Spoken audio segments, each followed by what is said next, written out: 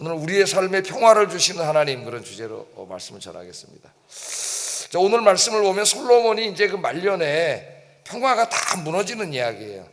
솔로몬이 하나님 떠나서 하나님보다 여인들을 더 사랑하고 그 여인들을 가져온 우상을 숭배하고 하나님 말씀대로 안 살고 그렇게 믿음 좋던 사람이 마지막에 무너져 가고 있습니다. 이 사람이. 그럴 때 이제 그동안 솔로몬에게 복종하고 살았던 주변의 민족들이 어떻게 해요? 반역하고 일어나가지고 그 솔로몬 나라의 평화가 깨지는 이야기예요. 솔로몬이 이제까지는 너무나 평화롭게 살았죠. 전쟁도 없이 너무나 평안하게 살았습니다. 근데 그 평안이 그냥 우연히 이루어진 게 아니라는 걸 보여줘요. 오늘 말씀은 누가 이렇게 평화를 주셨냐면은 평화를 깰 수 있는 요소들이 너무나 많았지만 솔로몬 주변에 하나님이 다 눌러놓은 거예요. 하나님이 다 눌러놓은 거니까 평안한 거예요. 우리 민족이 6.25 사변 이후에 지금 한 70년, 그죠? 70년 이상 평화를 누리고 있는데 한 5세 되신 분도 전쟁을 모르고 그렇게 살았죠. 하나님 주신 평화입니다. 왜 이렇게 우리 민족에 평화가 있었느냐? 우연히 생긴 게 아닙니다. 하나님이 다 주신 거예요. 우리 민족의 이 평화를 깰 요소들이 너무나 많은데 그동안 우리 그리스도인들이 하나님을 잘 섬겼기 때문에 하나님이 이렇게 다 눌러놓은 거죠. 예? 근데 요즘 이제 그게 하나씩 다 깨져가고 있어요. 우리 나라 굉장히 혼란스러운 나라가 되어 있습니다. 한 나라의 평화가 깨져가고 있다고 하는 것은 좋은 증상이 아니에요. 하나님이 지켜주시던 평화가 깨지고 있고 그것은 결국 우리의 모습을, 영적인 모습을 보여주는 거울이 될 수가 있습니다. 역사가. 여러분들 남은 인생에 주님 잘 섬기셔서 여러분들로 인해서 이 나라도 평안하고 또 하나님의 교회, 우리 아영교회도 평안하고 여러분 가정도 평안하고 여러분 마음도 평안한 여러분 되길 주의 이름으로 축복합니다. 오늘 이 평화를 주시는 분이 누구라고요? 하나님이세요. 하나님이 거둬가시면 다 거둬가십니다. 자, 오늘 이제 말씀을 보겠습니다. 솔로몬을 대적하지 못하고 그동안 꼼짝도 못하고 있던 사람들이 하나둘 이제 반란을 일으키는 내용이 나오는데 첫 번째 내용은 에돔의 왕자였던 하닷이라는 하닷. 다윗 이제 마지막 때부터 다윗이 강해져가지고 솔로몬 때 오면은 거의 모든 나라가 다 이스라엘에게 조공을 바치고 그런 꼼짝하지 못했습니다. 그런 나라였는데 솔로몬이 또 하나님을 더 잘 섬길 때는 하나님 계속 붙잡아 주셨는데 이제 솔로몬의 신앙이 무너지니까 하나님 더 이상 붙잡아 주지 않는 거예요. 그러니까 이제 대적이 일어나기 시작하는데 에돔의 왕자 하닷 14절에 나오죠. 여호와께서 에돔 사람 하닷을 일으켜. 근데 하닷이 쳐들어왔는데 열왕기 저자는 누가 이걸 했다 그래요? 여호와께서 했다 그래요. 여호와께서. 역사가들이 볼 때는 여호와가 어디서 보이지도 않는데 역사가 썼으면 어떻게 했어요? 에돔 왕자 하닷이 군사를 이끌고 솔로몬을 쳐들어왔다. 이렇게 역사를 서술하면 그만이에요. 근데 성경 열왕기서를 쓴 역사가는 그렇게 말하지 않아요. 하닷이 쳐들어왔는데 여호와께서 그렇게 했다 그래요. 여호와께서 평화가 깨질 때에 누가 했느냐? 여호와께서 그렇게 하신 거예요. 그래서 솔로몬의 대적이 되게 하시니 그는 왕의 자손으로 에돔에 거하였더라. 14절에 그렇게 나오죠. 자, 다윗 때로 돌아갑니다. 그 다음에 이제 이 사람이 누군가를 설명하려고 역사적인 설명을 해주는데 다윗 때로 돌아가요. 다윗 시대에, 그러니까 솔로몬의 아버지 시대에 에돔과 전쟁을 한 적이 있었어요. 그 이야기를 하는 겁니다. 그래야 하닷을 이해할 수가 있어요. 누군지. 이건 성경에 나오죠. 전쟁을 했는데 다윗의 충신이 누구였어요? 네? 요압이죠. 요압은 이제 결국 죽습니다. 다윗이 유언을 할 때 솔로몬에게 유언을 하면서 요압은 죽이라 그랬어요. 네. 그러니까 요압은 다윗의 인생에서 없이는 설명할 수 없는 사람이에요. 그러니까 자기 누이의 아들이었으니까 수르야의 세 아들 충실한 그 조카이면서 장군들이고 다윗을 위해서 목숨을 바쳤던 사람이고 다윗이 사울에게 쫓겨다닐 때도 계속 같이 다니면서 다윗을 지켰고 다윗이 왕이었을 때도 평생 이제 군대 장관으로서 다윗을 위해 싸웠던 그런 사람인데 이 요압이 잘못이 뭐가 있어요? 우리가 공부했었죠. 요압은 중요할 때에 지 멋대로 행동을 해요. 왕의 말을 듣지 않아. 중요한 일을 할 때 왕이 하지 말라는 짓도 지 멋대로 막 하는 사람이에요, 이 사람은. 그러니까 다윗 때에 처리를 했어야 되는데 자기 조카고 또 자기가 평생 자기가 이렇게 자기를 위해서 일했던 사람이기 때문에 차마 자기 때는 어떻게 하지 못했어요, 다윗이. 그런 경우가 있죠. 저 사람을 이 나라를 위해서 제거를 해야 되는데 이때까지 그 해왔던 것 때문에 차마 자기는 할 수 없는 사람이 있어요. 자기가 참아 못하고 자기 아들에게 이제 부탁을 해서 죽이라 그래가지고 이제 요압은 죽게 됩니다, 이 사람이. 근데 이때도 아마 에돔하고 싸울 때도 다윗의 말을 듣지 않고 자기 멋대로 행동을 한 것 같아요, 이 요압이. 그래서 15절 16절에 보면은 그 에돔 사람들을 무참하게 죽입니다, 남자들을. 아주 씨를 말리려고 했던 것 같아요. 어떻게 했나 보겠습니다. 15절 16절 읽어봅니다. 시작.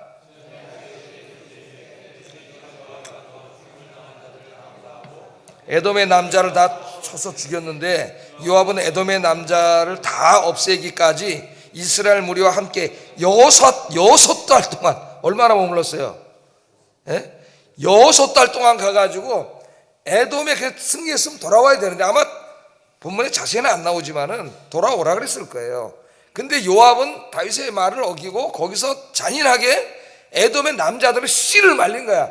6달 동안 돌아오지도 않고 거기서 아주 다 씨를 말린 거죠. 그러니까 에돔 사람들이 볼 때 이 요압은 어때요? 이스라엘은 용서할 수 없는 원수가 된 거죠. 이스라엘이 이 요압 한 사람 때문에 용서할 수 없는 원수가 된 거예요. 그때 이제 그때의 하닷이 에돔의 왕자였다 그랬어요, 왕자. 그럼 그도 당연히 죽었어야 되는데 어떻게 신하들이 몰래 왕자를 데리고 빼돌려 가지고, 왕자까지 죽으면 희망이 없잖아요, 미래가 없으니까. 그래서 어디로 도망갔어요? 애굽으로 도망갔다가 나오잖아요. 설명이 다 나옵니다. 열왕기서는 역사서입니다. 역사서. 인간들이 역사를 기록하는 방식으로, 그런 문학 장르로 하나님의 계시의 말씀을 전달하는 책이기 때문에 열왕기서를 해석할 때는 역사적인 방법으로 읽고 해석을 해야 돼요. 요한계시록은 묵시서기 때문에 그건 역사적으로 읽으면 안 되죠. 거긴 상징적인 언어도 많이 나고 예언적인 언어도 많이 나기 때문에 역사적 사실적으로 해석하면 큰일 납니다, 이단들이 하는 것처럼. 그러니까 문학 장르에 따라서 해석이 달라져요. 시편은 시예요, 시. 시이기 때문에 시를 이해하는 방법으로 시편을 읽어야 돼요. 이거는 역사이기 때문에 역사를 연구하는 방법으로 성경을 읽어야 됩니다. 하나님의 말씀은 어떤 이렇게 하늘에서 뚝 떨어진 어떤 그런 개념이 아니고 역사를 실제로 살았던 그 사람들 시대의 하나님이 그 사건을 통해서 주신 계시의 말씀이에요.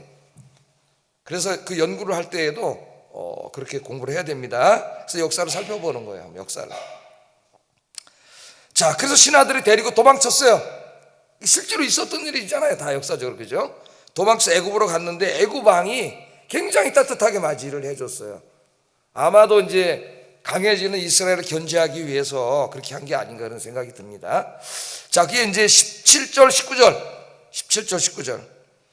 그러니까 이런 나라와 나라 간의 전쟁과 어떤 외교와 서로 견제와 전략, 이런 모든 가운데에 그냥 역사가들이 볼 때는 그냥 인간들이 그렇게 하는 거지만은 오늘 성경을 보면 그 배후에 다 누가 계신 거예요? 하나님의 뜻을 이루기 위해서 하나님 그렇게 하고 계신 거예요. 지금도 마찬가지라는, 지금도 우리 눈엔 보이지 않지만 이게 다 하나님이 하고 계시는 거예요, 하나님이. 자, 한번 보면은 17절 19절 보면은 그때 하닷이 작은 아이였다 그랬어요. 아이, 왕자인데 작은 애기였어요. 그의 아버지 신하 중 에돔 사람 몇몇과 함께 도망하여 애굽으로 갔어요. 그러니까 에돔이 아주 충신이겠죠. 에돔의 미래를 위해서 왕의 씨를 살려야 되겠다는 건 이제 목숨을 걸고 아기를 데리고 도망친 거죠, 애굽으로. 도망가려 하여 미디안을 떠나 바란에 이르고 거기서 사람을 데리고 애굽으로 가서 애굽 왕 바로에게 나아갔다 그랬어요. 바로에게 가서 사정을 아랬더니 바로가 어떻게 했어요?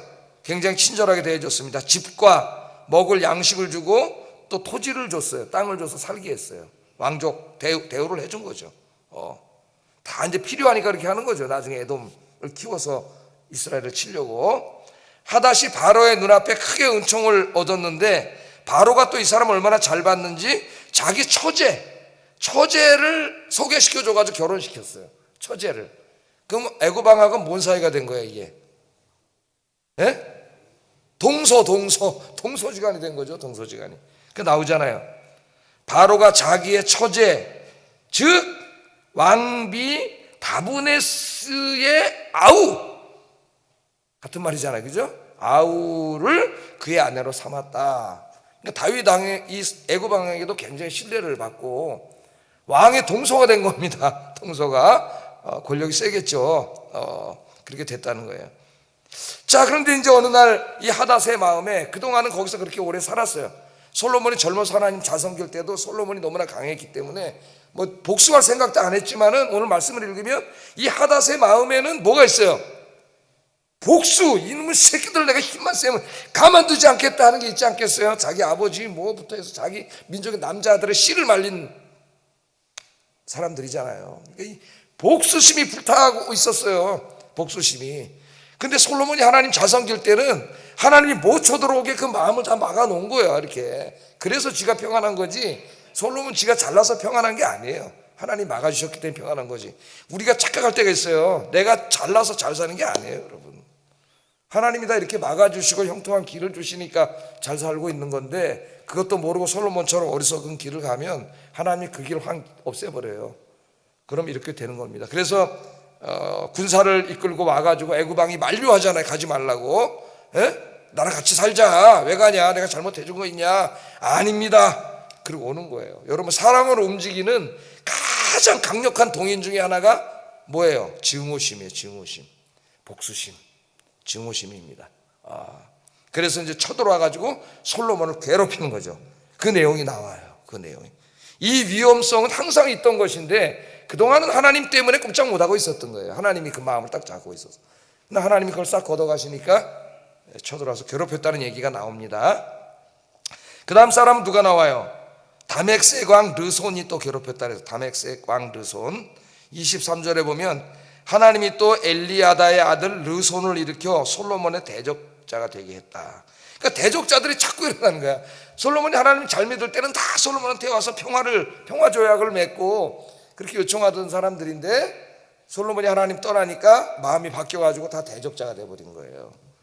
그래서 23절 하반절 24절 보면 그는 그의 주인 소바왕 하닷에셀에게서 도망한 자라.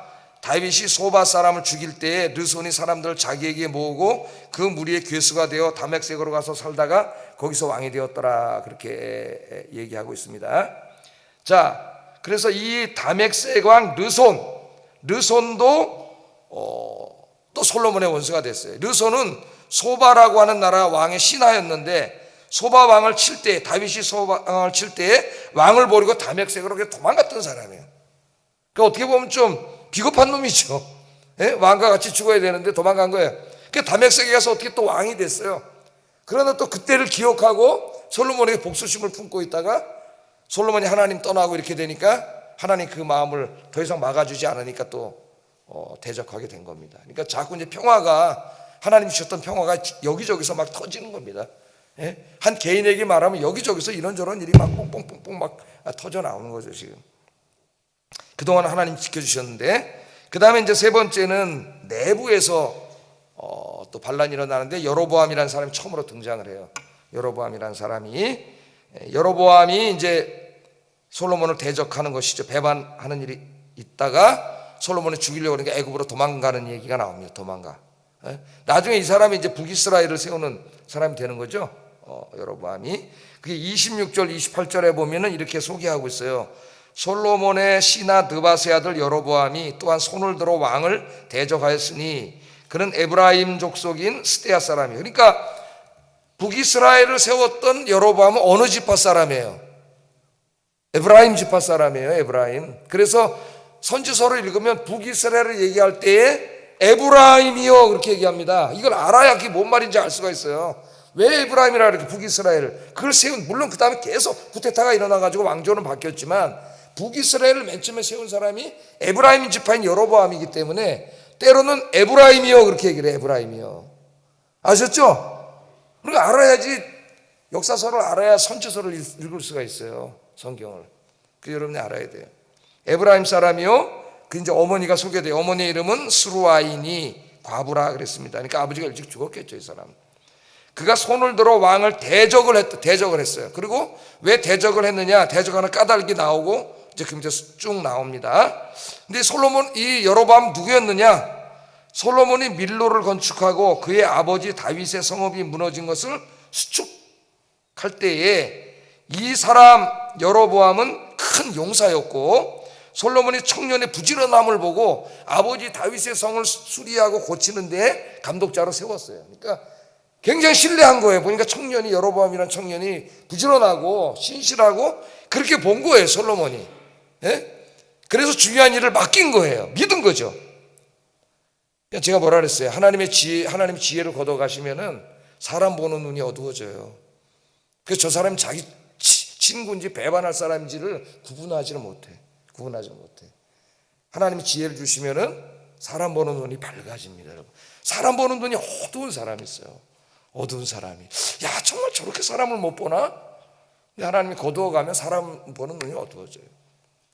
그래서 이제 이 여로보암까지 이제 내부에 신하까지 반란을 일으켜요. 외부에서도 지금 막 대적들이 일어나고, 내부에서 자기가 제일 믿었던 신하도 지금 반란을 일으키고 이런 일들이 벌어져요. 이제 반란을 일으키는 이유는 밑에 나오죠. 선지자가 나와서 이제 자기 옷을 찢으면서 열조각을 주면서 네가 앞으로 10지파의 왕이 될 것이고 다윗의 자손은 한 지파밖에 없을 거다.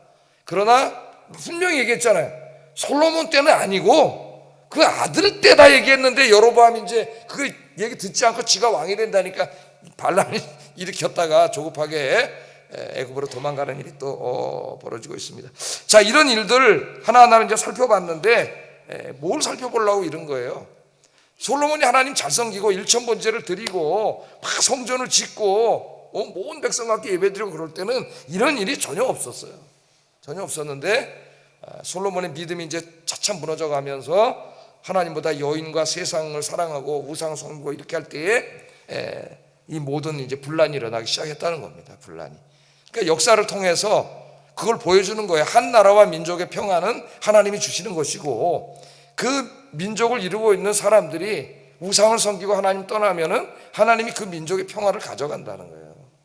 그래서 솔로몬이 나중에 이걸 깨닫습니다. 깨닫고 잠언 16장 7절에 이렇게 고백을 해요. 한번 읽어보겠습니다. 잠언 16장 7절, 이거 잘 읽어보세요. 한번 읽어보겠습니다. 시작.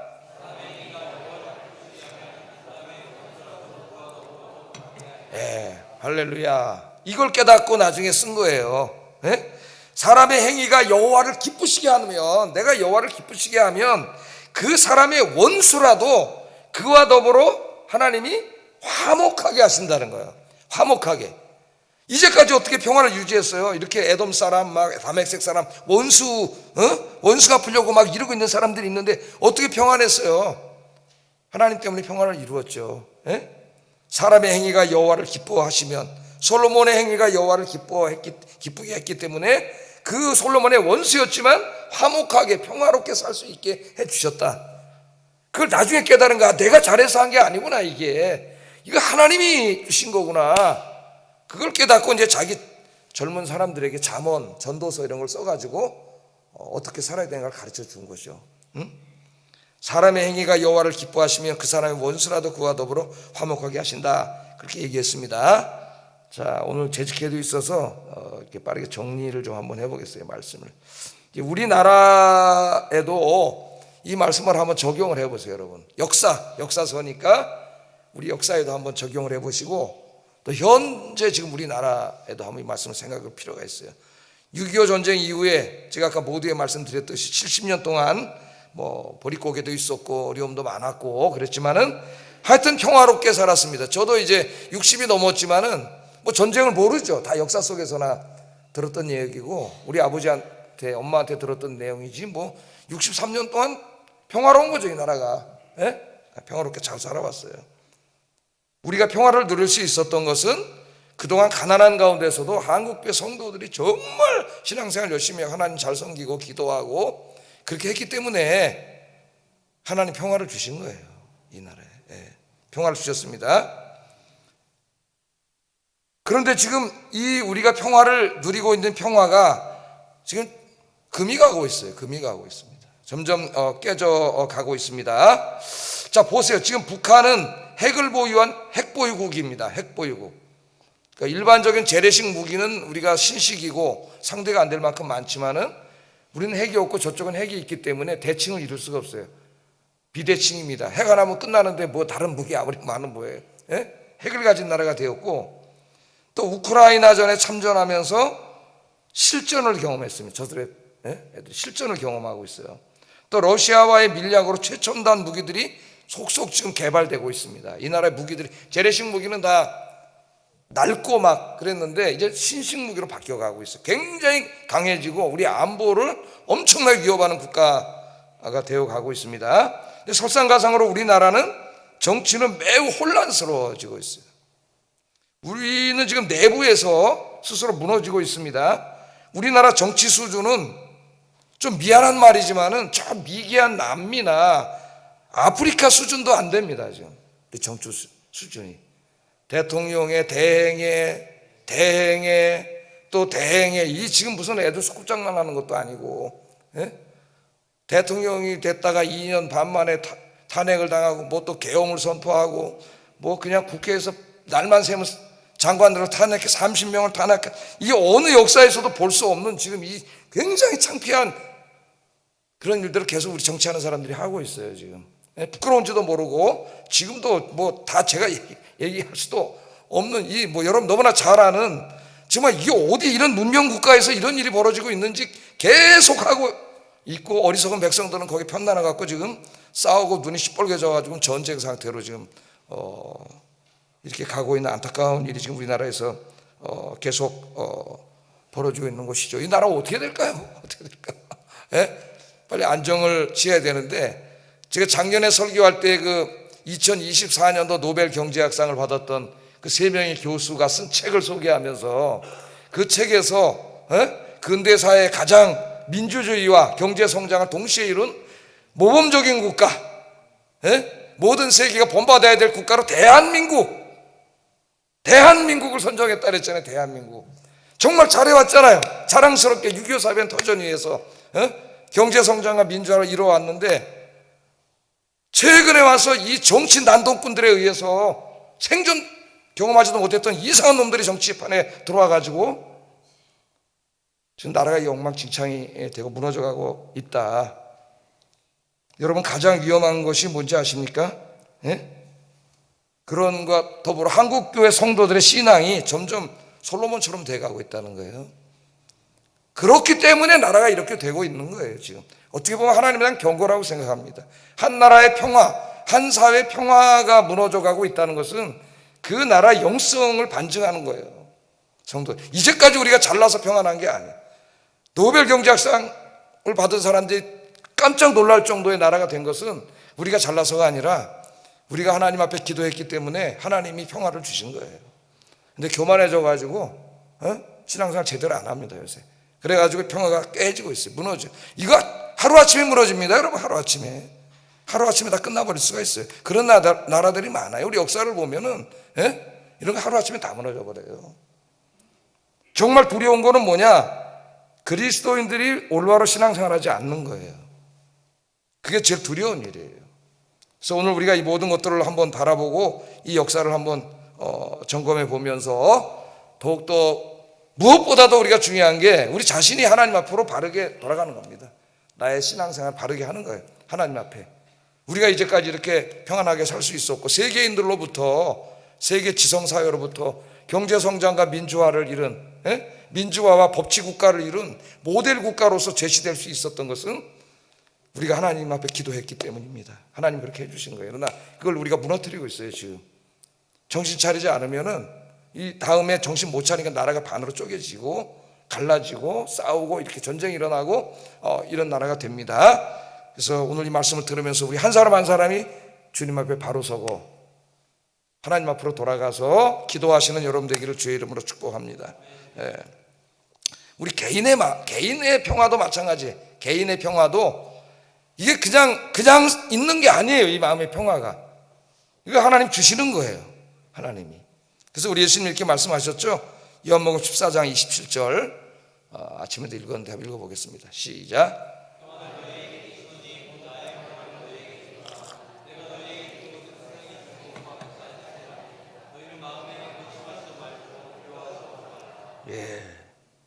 하나님이 평안을 주시는 겁니다. 마음에 이 평안이 있어야 내가 정신적으로 영적으로 또 우리 마음이 건강한 사람이 될 수가 있어요. 그래서 늘 하나님 앞에 가까이 나오시고, 오늘 이 솔로몬을 반면교사로 삼아서 이렇게 가면 안 되겠구나, 이렇게 믿음 좋던 사람이 어떻게 이렇게 믿음이 무너집니까? 여러분, 그 믿음이 무너지니까 다 무너지잖아요. 모든 게 하나님과의 관계가 무너지면은 우리 개인의 삶도 다 무너지는 거예요. 가장 중요한 게 무너지는데 다 무너지는 거예요. 그럼 어디부터 바로 세워야 되느냐? 하나님과의 관계에서부터 바로 세워야 돼요. 그래서 오늘부터 기도하면서 하나님 앞에 바로 서시는 저와 여러분 되시기를 주의 이름으로 축복합니다. 그 뒤에 나머지 말씀은 이제 아이아이 예언이잖아요. 네가 계속 그렇게 살면은 이 나라를 다 뺏어서 여로보암에 줘가지고 네 다윗의 나라는 한 지파밖에 안 나고 나머지 10지파에게 주겠다고 하는 경고의 말씀이고, 그렇게 안 살았기 때문에 이게 실질적으로 그렇게 됩니다. 이제 역사 속에서 이루어져요. 그래서 하나님이 경고의 말씀은 선지서를 읽으면 경고의 말씀이 굉장히 많이 나오죠. 경고의 말씀은 사랑의 메시지예요. 사랑의 메시지. 하나님은 그냥 죄 지면은 심판하시면 됩니다. 그런데 왜 심판하시지 않고 경고하시는 거죠? 왜 선지서를 읽으면 경고의 말씀이 그렇게 많이 나오죠? 사랑하시기 때문이에요. 여러분, 내 사랑하는 자녀를 키우는데 잘못하면은 때리기 싫죠, 재벌하기. 그러니까 야, 너 한 번만 더 하면 혼난다, 그렇잖아요. 한 번만 더. 때리기 싫은 거야. 혼내기 싫어요, 부모는. 한 번만 더 하면 혼난다. 그럼 뭐예요? 경고는 때리지 않기 위해서 사랑하기 때문에. 사랑하기 때문에. 하나님의 사랑의 말씀이에요. 바른 길로 돌아오라고 하는. 그래서 설교를 마치겠습니다. 하나님 평화를 주시는 분은 하나님이시다. 그 평화는 그냥 얻어지는 게 아니에요. 내가 하나님 앞에 바로 섰을 때 하나님이 주시는 거다. 그건 이 나라도, 우리 교회의 평화도, 여러분 가정의 평화도, 여러분의 마음의 평화도, 다 평화를 누가 주셔요? 하나님이 주십니다. 기도하겠습니다. 두 가지를 기도합니다. 우리에게 평화를 주시는 분이 하나님임을 알고 이 땅의 평화와 나의 마음의 평화를 위하여 하나님께로 더 가까이 가는 삶을 살게 하소서. 나의 하루하루가 하나님께로 더욱 가까이 가는 하루가 되어 하나님이 주시는 복을 누리며 살게 하소서. 기도하겠습니다.